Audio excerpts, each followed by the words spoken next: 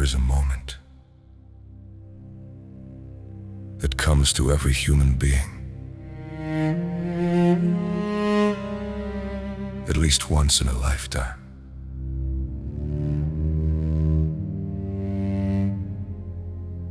A moment when you are so overwhelmed, so crushed by grief, by confusion, by the weight of what lies ahead, that you simply stop. Your hands go weak, your vision blurs, your chest forgets how to breathe, and you think, I cannot do this. In the ancient Sanskrit scripture, the Bhagavad Gita, the great warrior Arjuna stood on the field of Kurukshetra. He looked across the battlefield and he saw not enemies. He saw his grandfather, he saw his teachers, he saw his cousins, his friends, men he had grown up beside, men he loved. And his bow fell from his hands, his limbs trembled, his mouth went dry, and he collapsed into his chariot and said, I will not fight. The scripture says, the divine looked at him, and then, with both compassion and authority, spoke. In a Christian story, this moment happens not once, but over and over and over again. Because the people Jesus chose were not the strong, were not the composed, were not the ones who had it together. No, it's a morning on the Sea of Galilee. Peter, the fisherman, had just experienced something impossible. He had fished all night, caught nothing. He was exhausted, humiliated, his nets empty, his back aching. And a man on the shore told him to try again. Cast the net on the right side, and the net filled 153 fish, almost sinking the boat. And Peter, when he recognized who it was standing on the shore, did not celebrate, did not cheer, did not ask for more fish. He fell face down into the boat. Go away from me, Lord. I am a sinful man. Go away from me, Lord. Not, thank you for the fish. Not, How did you do that? I am a sinful man, you should not be near me. I am not what you need, I am not what you think I am. this is the sound of a human soul that has met something holy and feels its own unworthiness rising up like a wave. And Jesus looked at Peter and said what he always says at this exact moment, what the divine always says when a human being collapses in the face of their own smallness. Do not be afraid. From now on,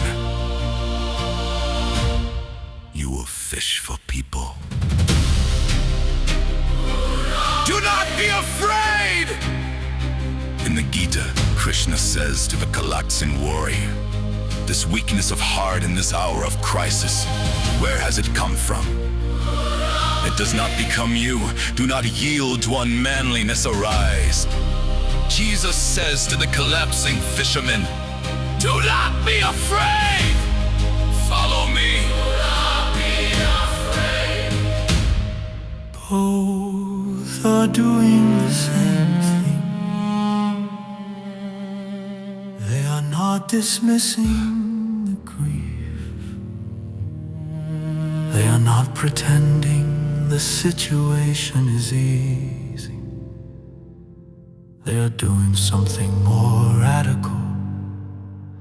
They are refusing to let the grief have the final word. There was a man named Matthew.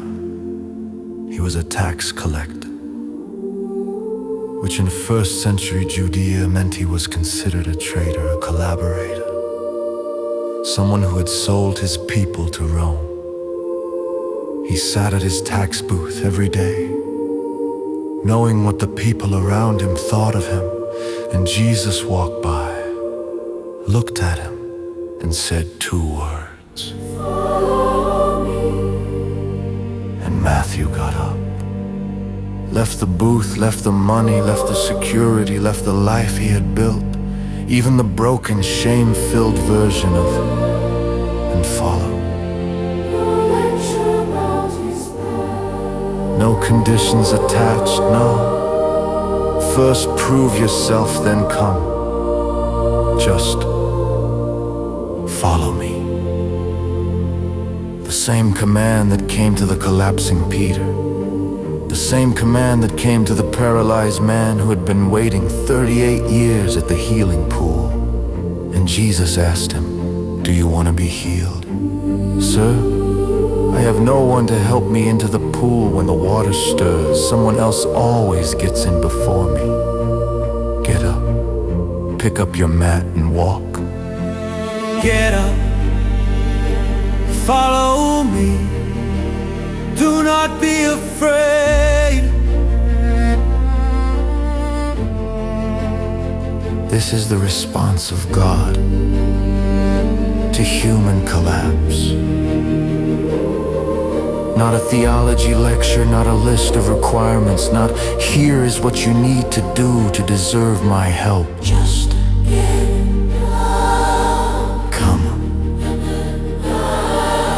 And the Gita chapter 2 opens with Krishna refusing to accept Arjuna's despair as the truth of the situation. He says, "You are speaking wise words, but you are mourning for those who should not be mourned. The wise do not grieve for the living or the dead."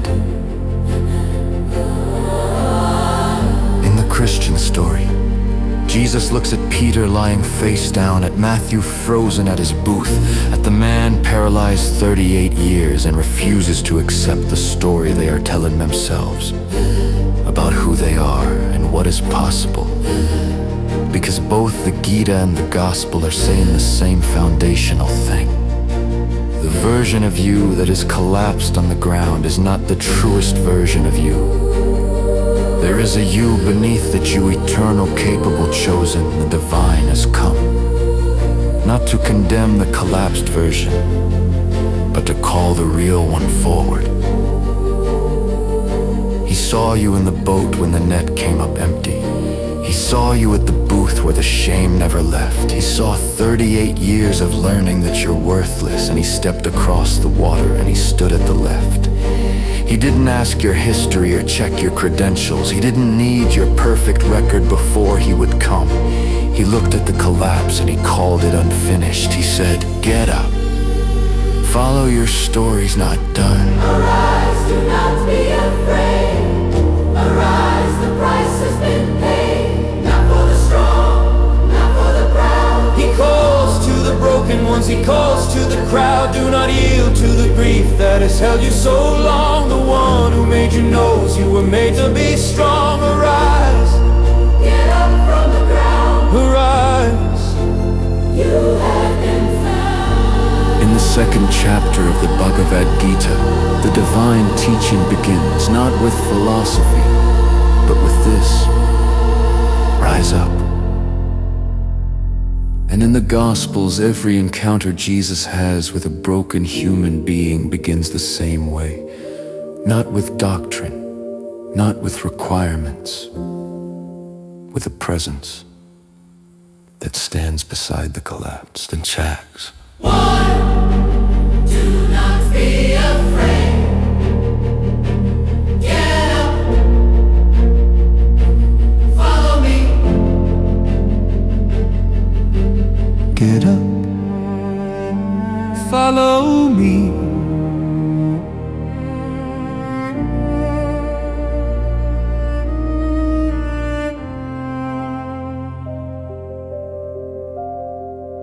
In the second chapter of the Bhagavad Gita, after the divine rebukes the warrior's collapse, the teaching turns to something that is the foundation of everything else.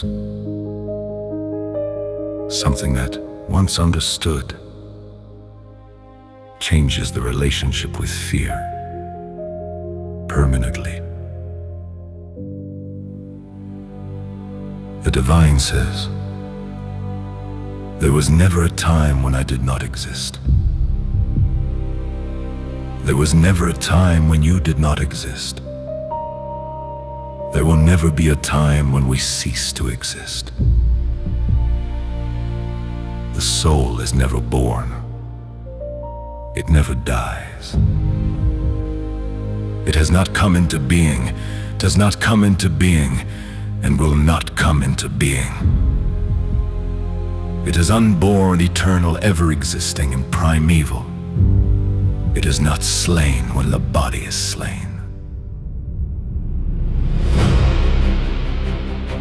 As a person puts on new garments, giving up old ones, similarly the soul accepts new material bodies, giving up the old and useless ones.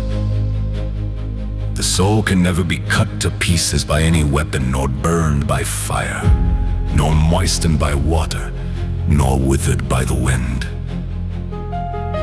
It is unbreakable, insoluble. It can be neither burned nor dried. It is everlasting, present everywhere, unchangeable, immovable, eternally the same. Now, open the Gospel of John, chapter 11. A man named Lazarus had been dead for 4 days. His sisters, Mary and Martha, were at the tomb. The village was gathered, the grief was real, the tomb was sealed, and Jesus arrived late. Martha came out to meet him, and she said what every grieving person who has ever prayed and felt the silence has wanted to say. Lord, if you had been here, my brother would not have died. But I know that even now, God will give you whatever you ask. And Jesus looked at her and said something that split history in two. I am the resurrection and the life. Whoever believes in me will live, even though they die. And whoever lives by believing in me will never die. Do you believe this? Do you believe this? Not. Do you understand this? Not. Can you explain this? Not. Does this make logical sense to you? Do you believe this? He was not offering a philosophy of immortality.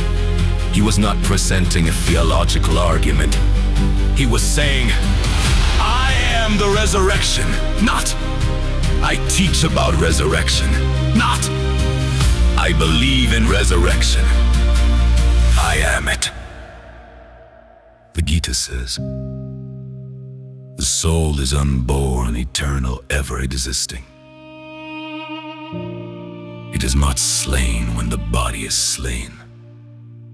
Jesus says, whoever believes in me will live, even though they die. Both are pointing at the same truth, from different vantage points, converging on the same mountain, you, the real you. The consciousness reading these words, the presence inside this body, were not designed to end.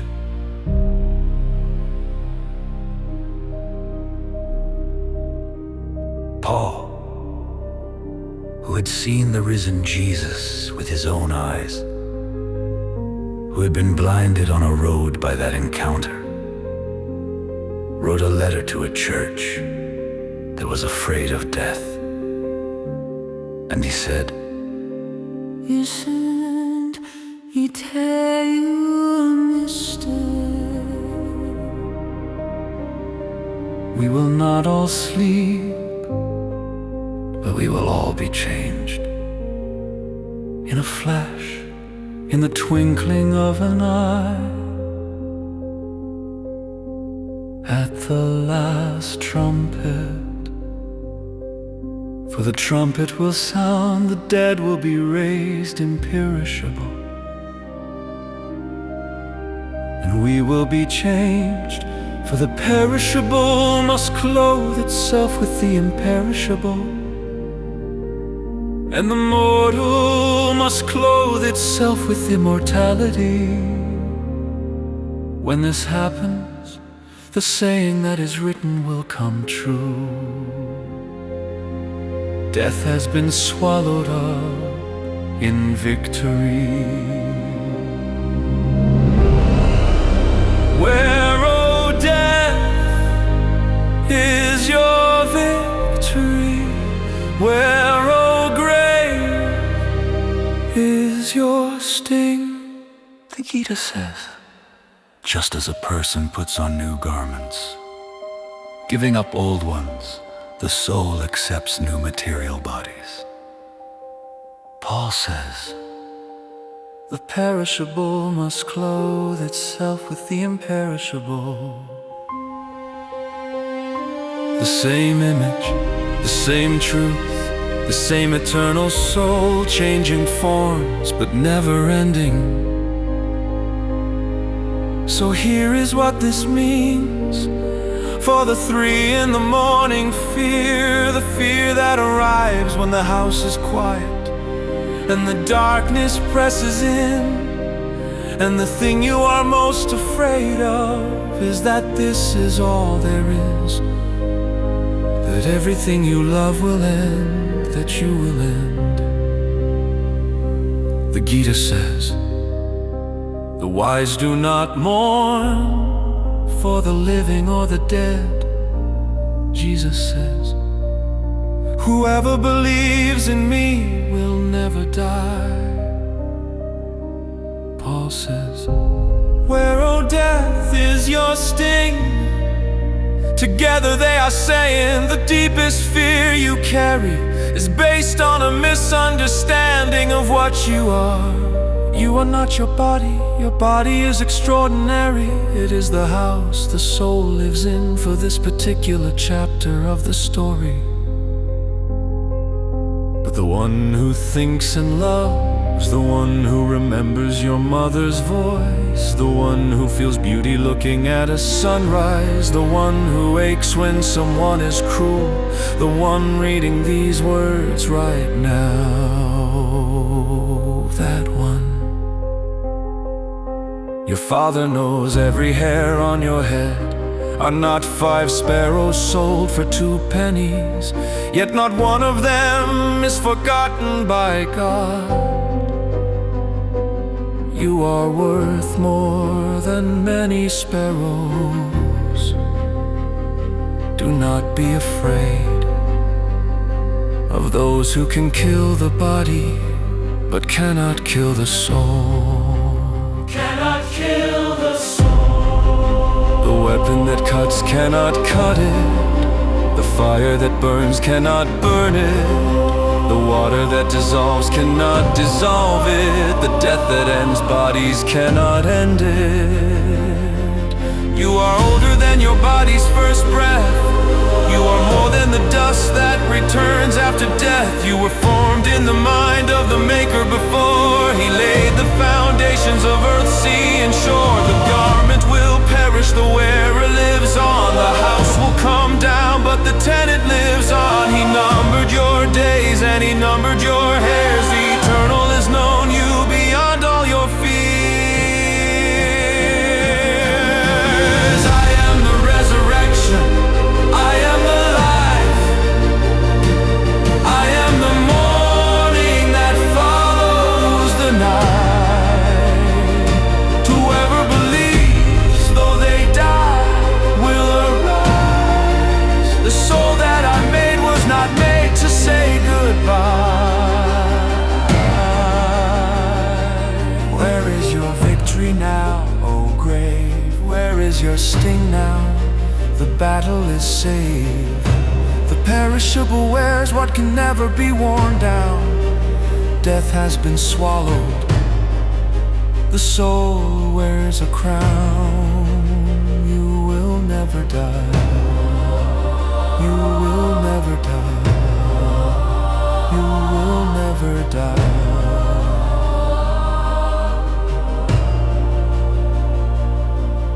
in the Gita, after teaching the eternal nature of the soul, Krishna says, therefore, knowing this, you should not grieve. And Jesus says, standing outside the tomb of a man 4 days dead, "Do not weep. She is not dead, but sleeping." And then he raised her.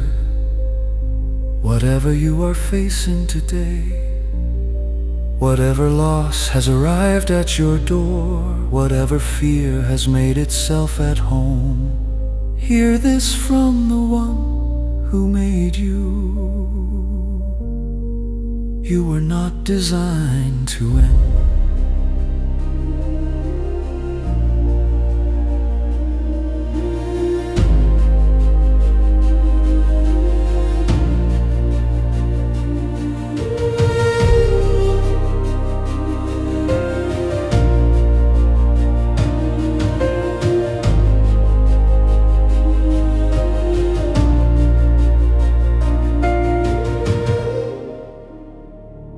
In the Bhagavad Gita, after establishing the eternal nature of the soul,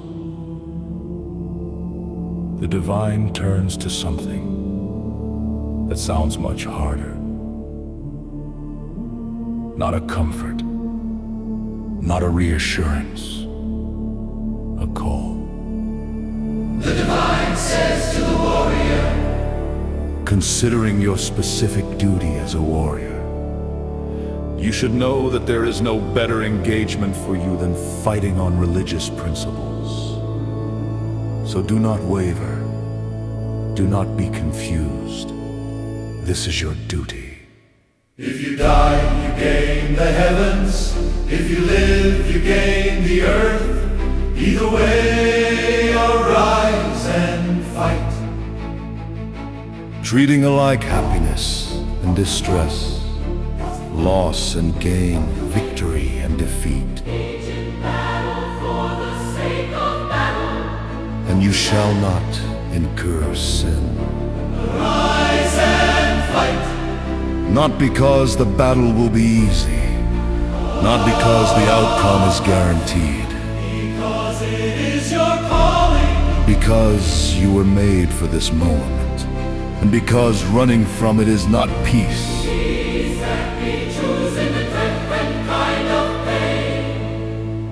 There was a moment in the ministry of Jesus when the crowds were following him everywhere. Miraculous healings, thousands fed. The dead raised, demon armies scattered. The crowds loved it. They wanted more of the spectacular. And Jesus turned around, looked at the crowd, and said the sentence that separated the tourists from the true followers in a single breath. Whoever wants to be my disciple must deny themselves, take up their cross, and follow me. For whoever wants to save their life will lose it, but whoever loses their life for me will find it. What good will it be for someone to gain the whole world, yet forfeit their soul? Take up your cross. In the first century, those words meant exactly one thing. A cross was the instrument of execution. It was what condemned men carried on the road to their own deaths. He was not using a decorative metaphor. He was saying, there is something ahead of you that will cost you everything you are currently protecting. The comfortable life, the safe version, the version where you stay small, where you don't risk, where you don't expose yourself, where you remain what you have always been. That version is available. The door is open. But I am calling you to something else. And the cross is different for every person. For some, it is the creative work they have been avoiding because they are terrified of failure. For some, it is the conversation that has been postponed for years. The apology, the truth, the confession that would cost them their image. For some, It is the forgiveness of someone who does not deserve it and who will not even know it happened. For some, it is the love that requires not the feeling of love, but the actions of love toward a person who is difficult to love. For some, it is simply showing up every day for the thing they know they were made to do. Rise and fight. Rise and fight. Rise and fight. Rise and fight. Rise and fight. Rise and fight. The Gita says, it is better to perform one's own duty imperfectly than to perform another's duty perfectly. Jesus says, follow me. Follow the crowd. Follow the successful template. Follow the path of least resistance. Which means the calling is personal. The cross is yours, not someone else's design. The duty is specific to who you were made to be. After the resurrection, when Peter had already denied Jesus 3 times around a fire, Jesus found him back at the sea, back to fishing, back to the life before. And Jesus made a fire on the shore and fed him breakfast, and then asked him the same question 3 times, once for each denial. Simon, son of John, do you love me? Yes, Lord, you know that I love you. Feed my sheep. Simon, son of John, do you love me? Lord, you know all things, you know that I love you. Feed my sheep. Very truly I tell you, when you were younger, you dressed yourself and went where you wanted. But when you are old, you will stretch out your hands and someone else will dress you and lead you where you do not want to go. He was telling Peter how he would die, that following the calling would end in execution. And then he said, follow me, follow me. If you can clean yourself up first, not when you have made up for the denials, not when you feel worthy. Follow me right now, as you are, with your failure still fresh. The calling does not wait for your perfection. He didn't call the perfect, he called the willing. He didn't need the clean, he needed the real. He said, pick up the thing that you've been avoiding. The cross that looks heavy is the thing that will heal. You can save your life by keeping it hidden. Keep all your talents buried safe in the ground, or you can lay it down and follow the calling, and in the losing of it, finally be found. Take up your cross. This is the call today, not for the strong, for the willing to say, not my will but yours. Let the kingdom come. I'll pick up the thing you have asked to be done. What good is a world gained but a soul thrown away? What good is a life saved by learning to stay? He calls to the broken ones, he calls to the whole. Take up your cross And come follow the soul. Take up your cross. follow me. Take up your cross.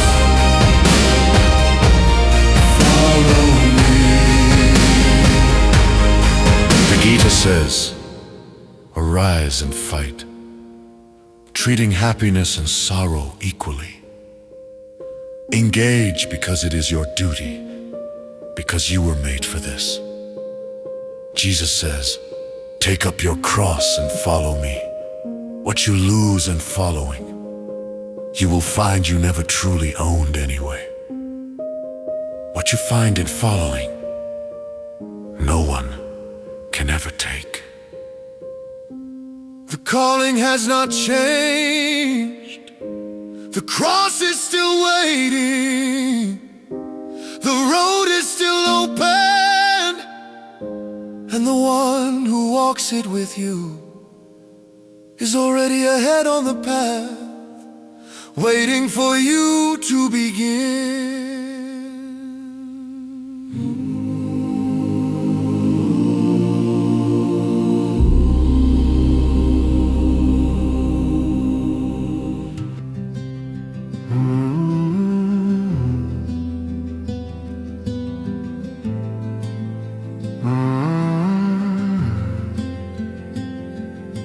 In the second chapter of the Bhagavad Gita, after addressing the eternal soul, after calling the warrior to his duty, the divine introduces what many philosophers consider the most revolutionary concept in the history of spiritual thought.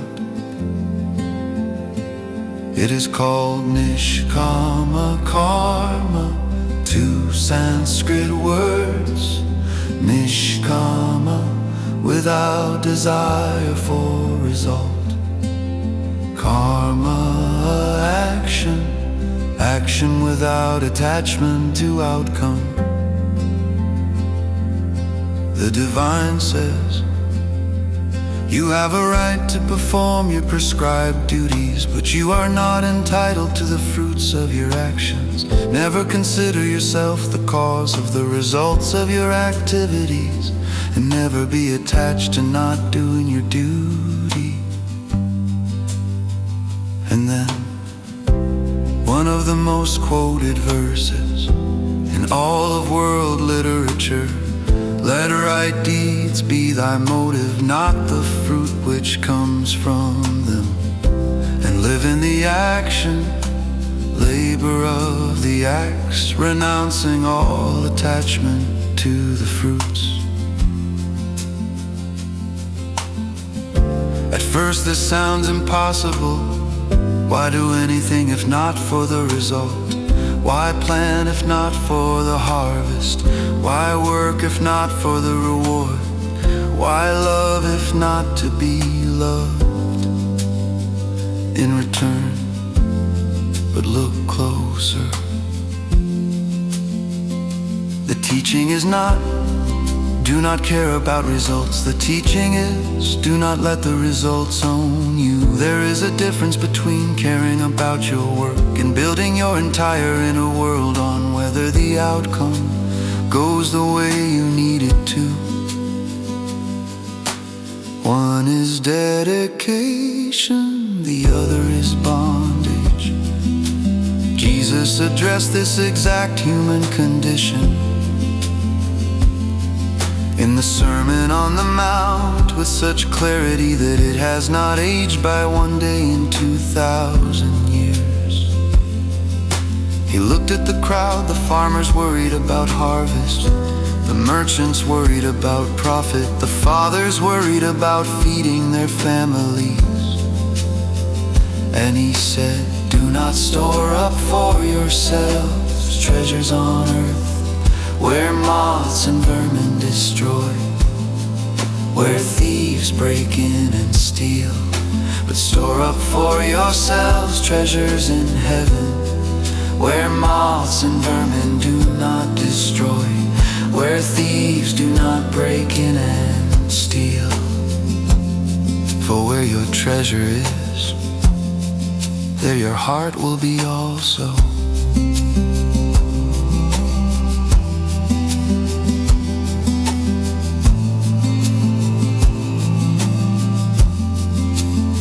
And then he said, what what might be the most countercultural sentence ever spoken in human history.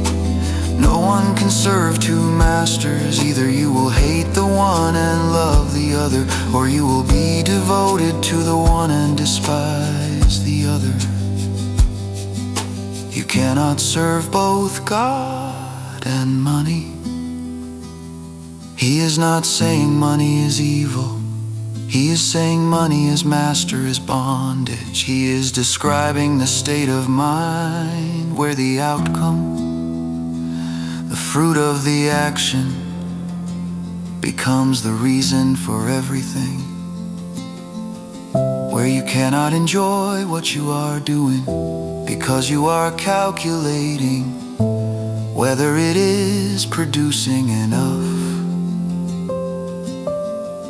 Where you cannot be present in this moment because you are already anxious about the next. Where love becomes transaction, where giving becomes investment, where worship becomes performance, where life becomes a ledger.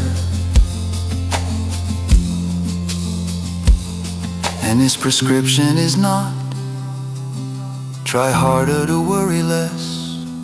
His prescription is a reorientation. Therefore I tell you, do not worry about your life, what you will eat or drink. Do not worry about your body, what you will wear. Look at the birds of the air, they do not sow or reap or store away in barns, and yet your heavenly Father feeds them. Are you not much more valuable than they are? See how the flowers of the field grow, they do not labor or spin. Yet I tell you, not even Solomon in all his splendor was dressed like one of these. If that is how God clothes the grass of the field, which is here today and tomorrow thrown into the fire, will he not much more clothe you, you of little faith? You of little faith. But seek first his kingdom and his righteousness, and all these things will be given to you as well.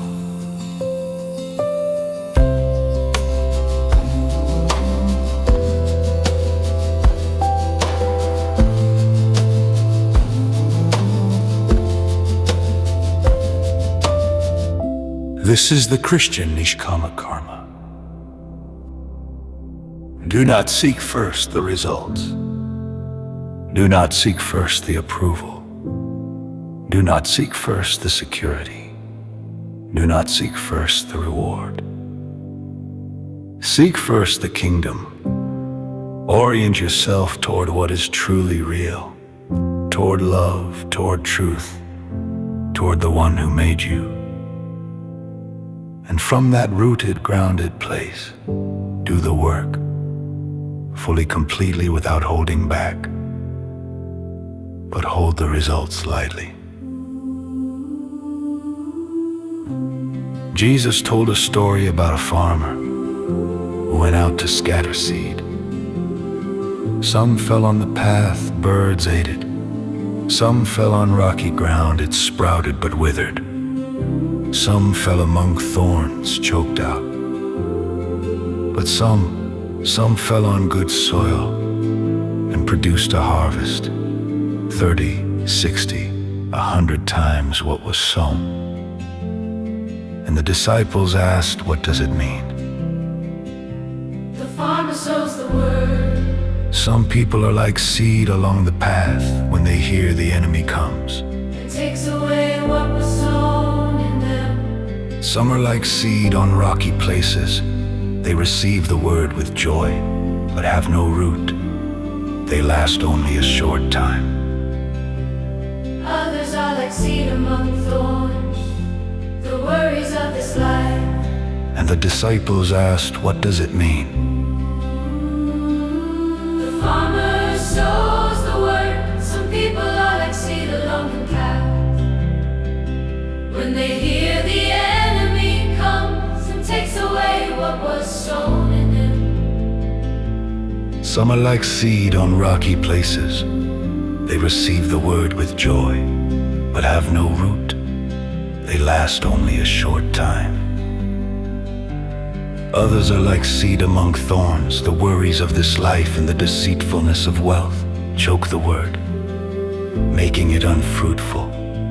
Still others, like seed on good soil, hear the word, accept it, and produce a crop, 30, 60, or even 100 times what was sown.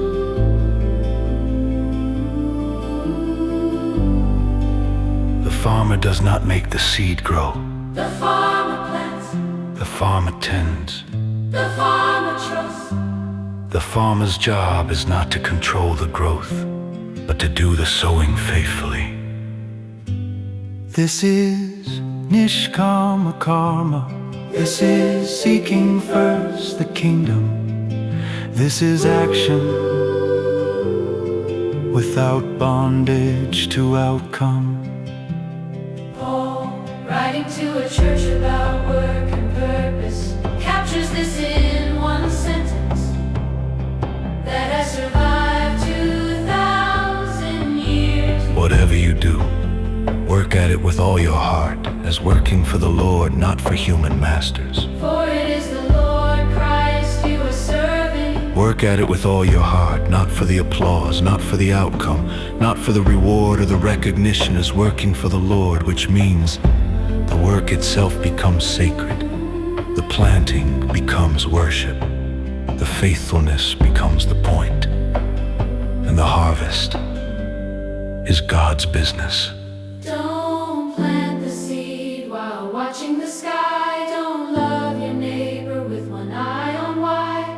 Do the work because the work is the gift. Do it for the one who gave you the lift.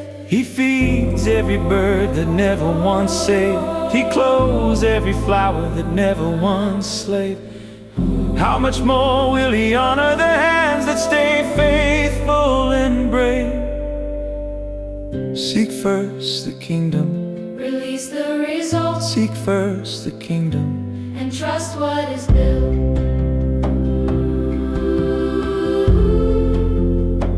Seek first the kingdom, all else will follow. Seek first the kingdom, release what feels hollow. You have the right to act with all of your might. You have no right to own the morning and night. Plant in the daylight, trust in the dark. God does the growing from the seed to the spark. Work for the Lord, not the hands that applaud. Love without ledgers, trust without fraud. Seek first the kingdom. Let go and trust God. The Gita calls it Nishkama Karma. Jesus calls it seeking the kingdom first. Paul calls it working heartily for the Lord. All three, different centuries, different traditions, arriving at the same liberation. Do the work. Do it completely. Do it for love, for truth, for the one who gave you the gift in the first place. Then let go. The seed knows what to do. Trust the soil. Trust the one who makes things grow. Seek first the kingdom. Seek first the kingdom.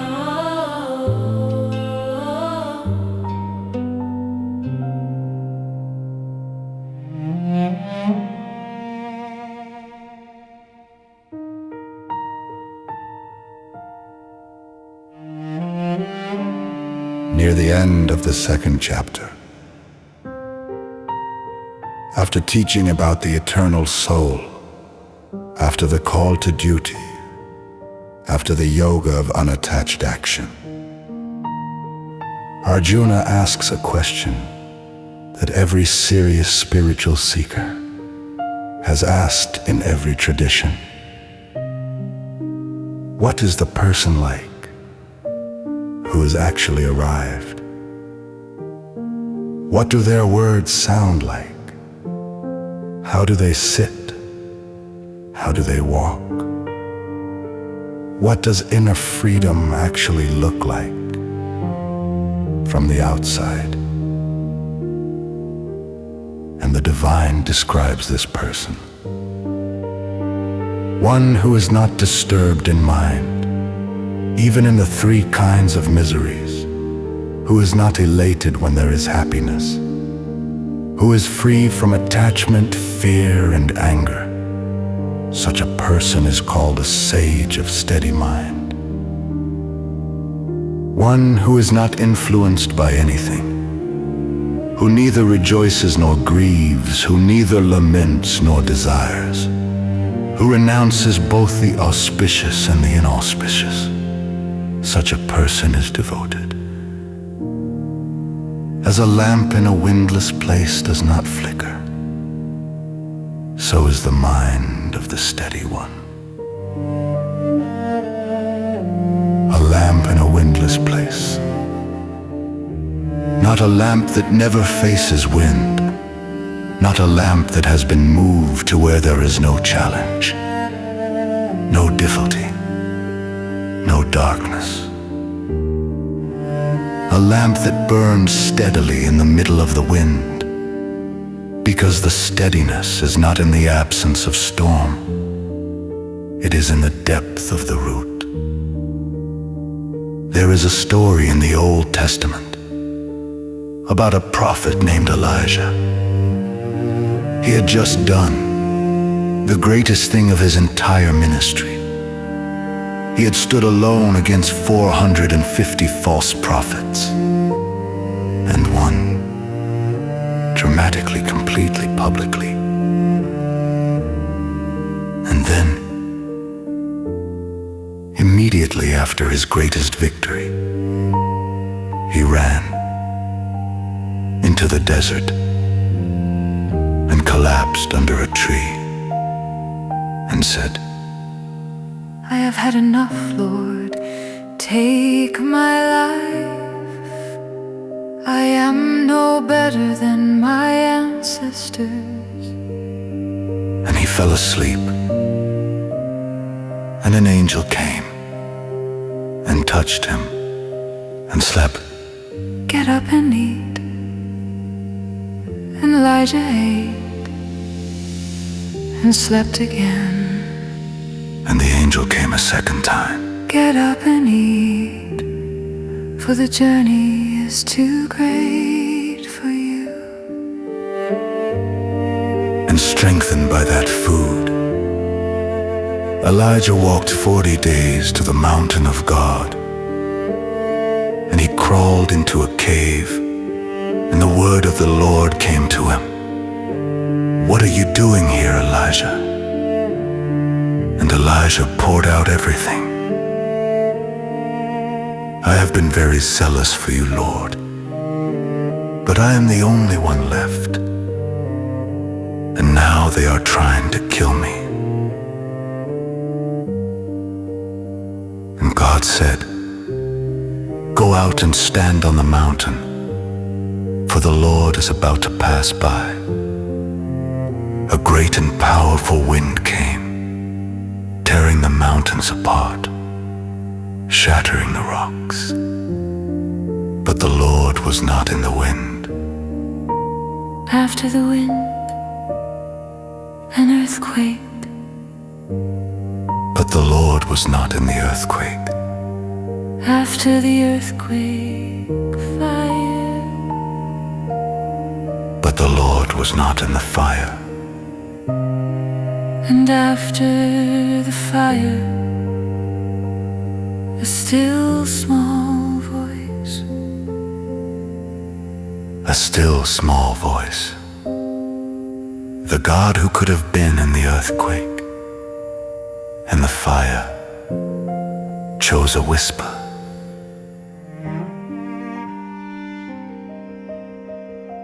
Because the person who can only hear God in the earthquake lives at earthquake volume.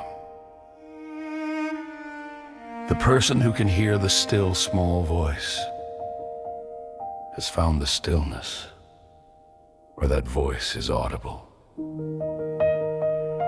This is Stita Prajna, the steady one, the lamp in the windless place. Not because the wind doesn't come, but because the roots go deep enough that the wind cannot uproot the flame. Jesus modeled this more than he taught it.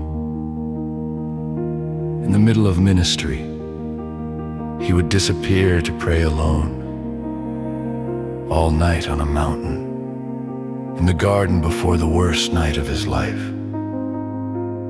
And his disciples, caught in a terrible storm on a lake, found him asleep in the back of the boat. Asleep in the middle of a storm. They woke him in panic. Lord, don't you care that we're drowning? Save us! We're gonna die. Peace, be still. Peace be still.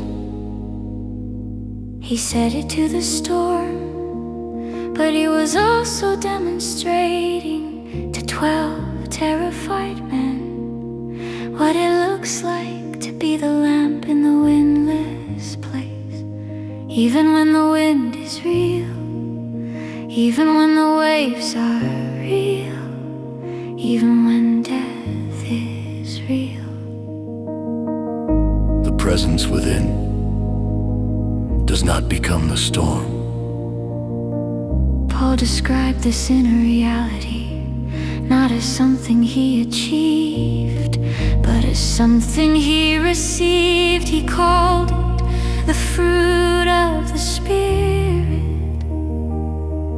Not the effort of the will, not the discipline of the mind. The fruit of the Spirit.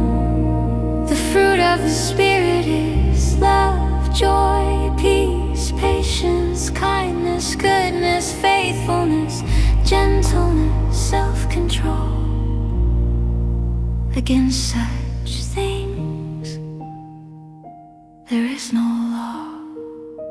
Against such things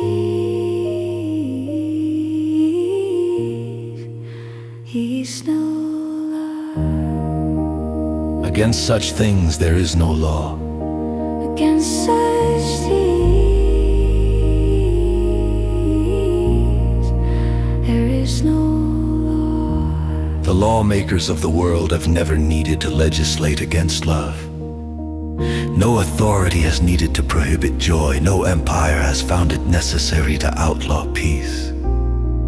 These things are not what laws are written to prevent. They are what every law in history has been trying and failing to create by force, because they do not come from force. They come from the still small voice received in the silence, grown from the root, fruit of the Spirit, not performance of the will. Be still and know that I am God.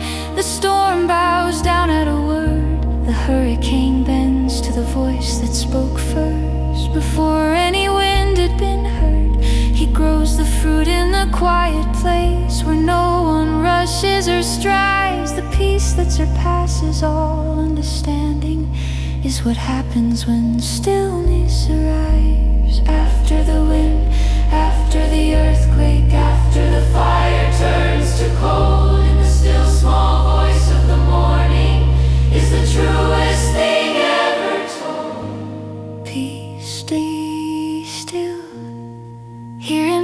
speak to the storm, peace, be still.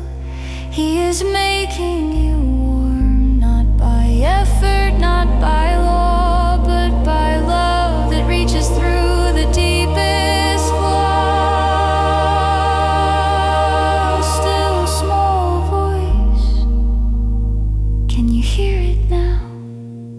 Still small voice, in the silence somehow.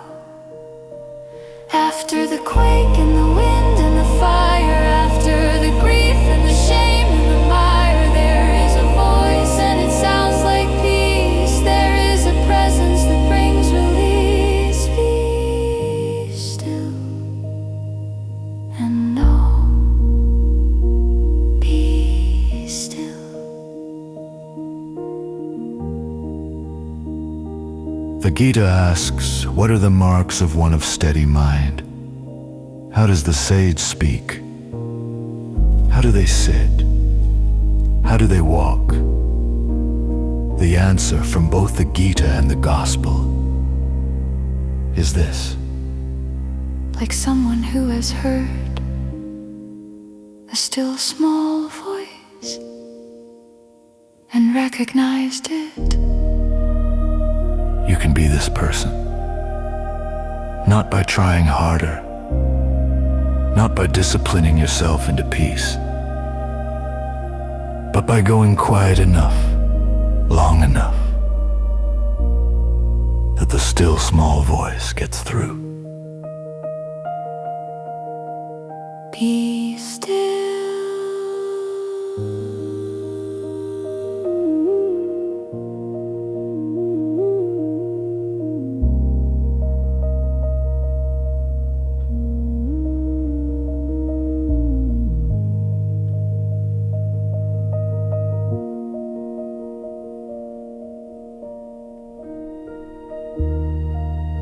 We have traveled far in this chapter. We began with collapse and were told, arise.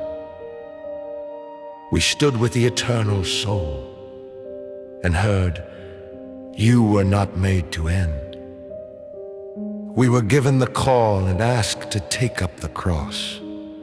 We were freed from grasping and invited to seek first the kingdom. We sat at the still lake and heard the still small voice. And now, the second chapter of the Bhagavad Gita closes with 4 verses that are among the most beautiful in the entire text. What is night for all beings is the time of awakening for the self-controlled. And the time of awakening for all beings is night for the introspective sage. A person who is not disturbed by the incessant flow of desires that enter like rivers into the ocean, which is ever being filled. But is always still, can alone achieve peace, and not the person who strives to satisfy such desires. A person who has given up all desires for sense gratification, who lives free from desire, who has given up all sense of proprietorship, and is without false ego, alone can achieve real peace. This is the way of the spiritual and divine life. Having attained this, one is no longer deluded, being fixed in this knowledge, even at the hour of death. One can enter into the kingdom of God. Even at the hour of death, one can enter into the kingdom of God. The chapter that began with a warrior collapsing in grief ends with a door wide open, a door that leads beyond the battlefield, beyond the body, beyond the fear, into the kingdom. On the last night before his arrest, before the cross, Jesus sat with his closest friends, and he knew what was coming. He had told them already, and they were afraid. And he said something that has outlasted every empire, every philosophy, every civilization that has risen and fallen since. Peace I leave with you. My peace I give you. I do not give to you as the world gives. Do not let your hearts be troubled, and do not be afraid. Not as the world gives. The world gives peace.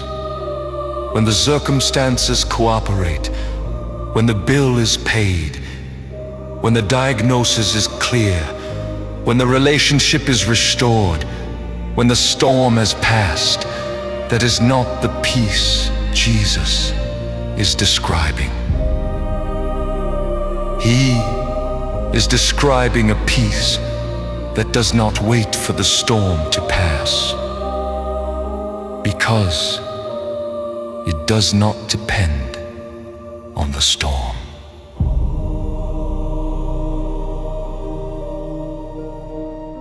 Paul wrote the most famous description of this peace from inside a Roman prison cell, waiting for a trial that might end in execution, cold, dark, uncertain. And he wrote to a young church that was afraid for him. Rejoice in the Lord always, I will say it again. Rejoice.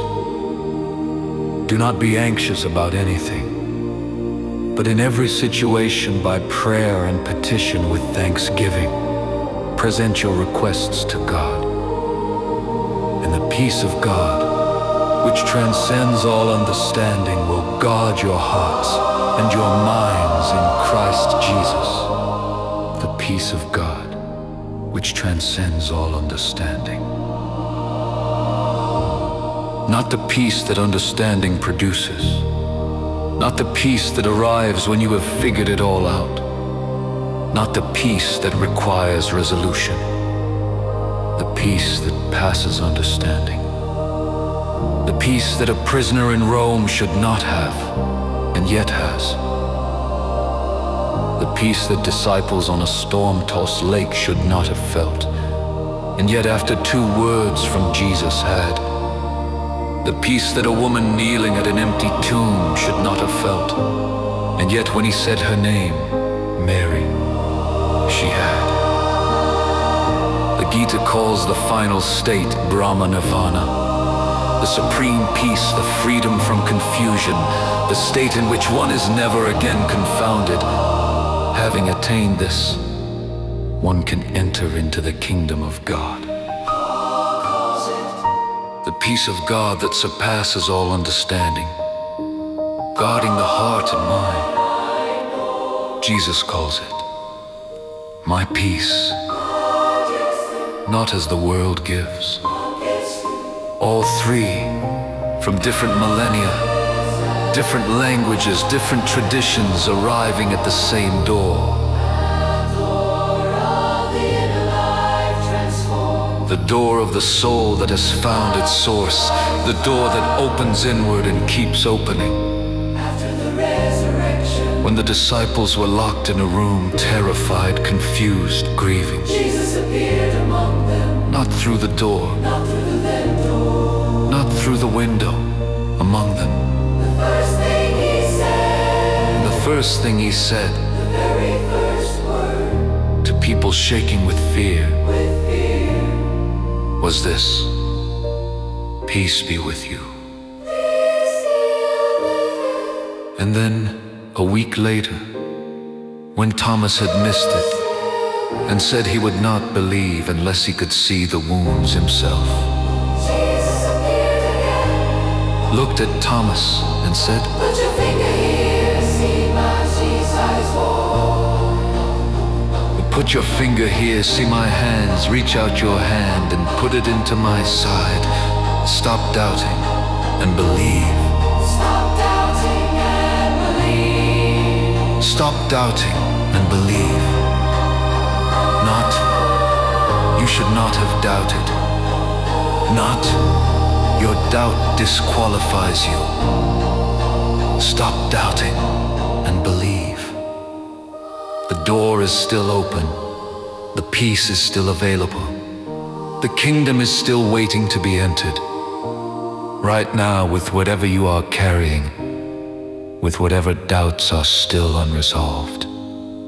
This has been a chapter about the transformation of the inner life, from collapse to the call to arise, from the fear of death to the knowledge of the eternal soul, from hiding from the cross to the freedom of picking it up, from grasping at results to seeking first the kingdom, From the noisy mind to the still small voice, where's the anxiety, from the anxiety that grips. to the peace that passes understanding. The Gita ends chapter 2 with, "This is the way of the spiritual and divine life. Having attained this, one is no longer deluded." Jesus ends the same conversation with, "Peace I leave with you, my peace I give you. Do not let your hearts be troubled. Do not be afraid." Wherever you are, whatever chapter of your own story you are in the middle of, this peace is not reserved for the enlightened few. It is not available only to the religious professionals. It is not contingent on your perfection. It is available to the collapsed warrior, to the tired fisherman, to the paralyzed man at the pool, to the prisoner in Rome, to the doubter in the locked room, to you, right now. Peace be with you. Do not be afraid. Come, Follow me. collapsing, we end in peace. The journey through the valley leads to release. Not the peace the world bargains and then takes away, But the peace of the kingdom that's here to stay. You are not your body, you are not your grief, you are not the wound or the fading belief. You are the eternal, the soul made for love, known by name and numbered and held from above. He who called you has been faithful and true. The peace that passes all understanding is standing right at the door of your heart. The peace that passes all understanding was promised before the world took its start. In the prison and the garden, on the sea and at the tomb, he is saying, Peace be with you. he is already in the room. My peace I leave, not as the world gives. My peace I give to everything that lives. Do not be troubled, do not be afraid. The eternal soul in you is already made. Arise, Arise, the kingdom is open today. Arise, arise, and do not be afraid. From Brahma Nirvana to the peace of the Lord, the same door open, the same living word. peace be with you. Peace Peace be with you. Peace be with you. Peace be with you. In the beginning Was the Word. And the Word said to the collapsed and the grieving and the afraid and the doubting and the lonely and the ones who don't know if they believe. The same thing He has always said. Peace.